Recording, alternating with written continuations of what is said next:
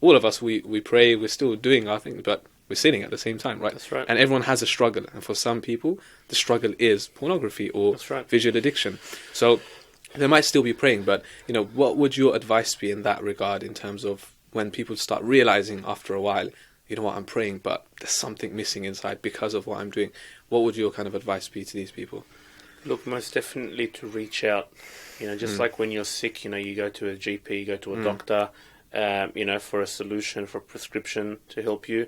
Most definitely reach out. Yeah. It's very important. One of the things that I encourage is having an accountability partner. Yeah. So a partner where you can reach out to, you can inform them, someone that's trustworthy, someone that you trust, not someone that's going to mock you or judge you. Yeah. This is very important. And it helps them along the way, so you have like small goals. So for example, someone might say after viewing pornography, I'm never going to watch it again, so this is called false quitting, but what tends to happen, whether it's with alcohol, with drugs, with pornography, they tend to go back to it because, it's a habit, it's an addiction. So, something so small as, for example, I'm not going to watch pornography today. And then today comes, and then, you've passed a little, burst of dopamine goes in your mind, you've achieved something, and then, the next day you say, I'm not going to watch pornography again today. And then the same thing happens, so now you're starting to get natural hits of dopamine, which is a feel-good hormone, which makes you feel good that you've achieved something. And before you know it, 1 day turns to 2 days, 2 turns to 3, 3 turns to a week turns to a month. Before you know it, you're 3, 6, months in, and you haven't watched it. And you're like, how did I do this for 6 months? But that's just because every day you said, I'm not going to watch it today. Small steps, basically. Most definitely. Small steps, but solid steps. So that's a technique, a practical strategy that I have with my clients. And that could be the same with anything as well. You can roll it out, with cigarette addiction, with any kind of addiction, alcohol addiction. Have those small steps, you got to make it practical. So like I said, with my wife and I, for example, and I tell this to my clients, most porn is consumed on your phone. People are consuming porn the most on their phones. So if you're consuming it on your phone, what tends to happen, people are consuming it in private places. You wouldn't see someone consuming porn on the bus. You'd see someone consume it in their bedroom, in the depths of the night. So, for example, leave your phone outside. It's a practical step, right? Leave your door open. So I have clients that still stay at home with their parents, for example.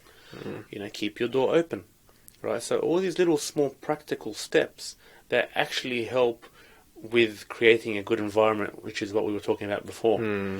And slowly, people in this day and age, in every day and age, they need to be spoken to with love and compassion and respect. There was the story of the companion who went to the Prophet of Allah sallallahu alaihi wasallam, and he said, give me permission to commit zina. And it's a very famous hadith.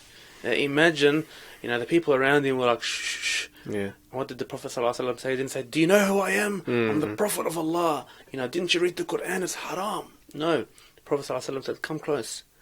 And then he was like kind of coaching him. So he was like, would you like this for your mother? And he said, no. Would you like this for your sister, for your daughter, for your aunt? And he said, no. And then the Prophet ﷺ made dua for him, and as he said that, he never went close to zina. So we need to stop, when anyone comes to us, with an addiction, with something in the past, that's troubling them in secret, we need to stop being like the haram police. People know it's pushing haram. them away further, That's right. basically, yeah. That's right. People know it's haram, hence they go to scholars asking them for a fatwa.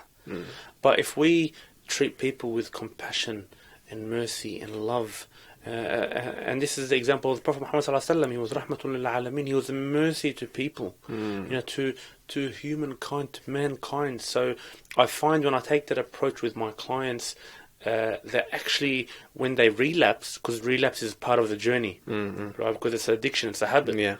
They're comfortable in reaching out to me. But if I was to tell them, how dare you, we've been working hard for 6 months, and, what have we achieved? They wouldn't turn back to you. And Allah also mentions this, if the Prophet ﷺ was harsh towards the companions, they would have dispersed from him. So there's lessons to be learnt, from our leaders, to our scholars, to our imams, to parents, to teachers, to ourselves.